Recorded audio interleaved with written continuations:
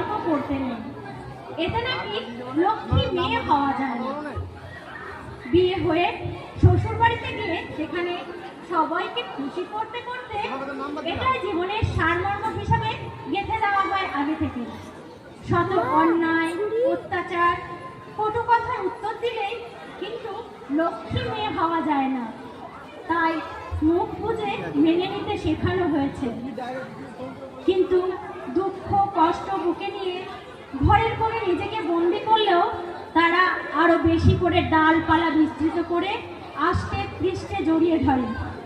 সমস্যায় দুশ্চিন্তা করতে করতে অতল গভীরে তলিয়ে গেলেও কুল কিনারা মেলে কদাচিৎ কত অবলা প্রাণ অকালে ঝরে যায়। অবজ্ঞা অবহেলা অপমান সহ্য করতে করতে একদিন অপারগ হয়ে মুখ খুলতে অন্যের প্রতিবাদ করতে বাধ্য হয় কেউ কেউ। আসলে দেওয়ালে পিঠ ঠেকে গেলে মানুষ মরিয়া হয়ে ওঠে, আর তখনই গায়ে এসে লাগে অলৌকিক তকমা।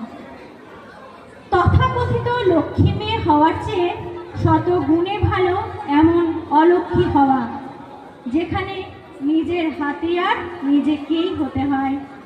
কারো সাহস না হোক কারণে অকারণে হেনস্থা করার, যে কোনো অন্যায়ের বিরুদ্ধে রুখে দাঁড়াতে শিখতে হয় মাথা উঁচু করে আত্মসম্মান নিয়ে বাঁচতে। নিজেকে স্বাবলম্বী স্বনির্ভর করে গড়ে তুলতে হয়।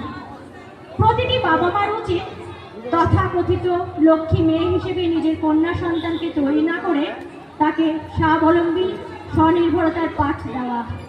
তাকে সবসময় এটা মনে করানো উচিত সে কারোর চেয়ে কোনো অংশে কম নয়, কারোর কাছে অকারণে মাথা নোয়ানোর কোনো প্রয়োজন নেই।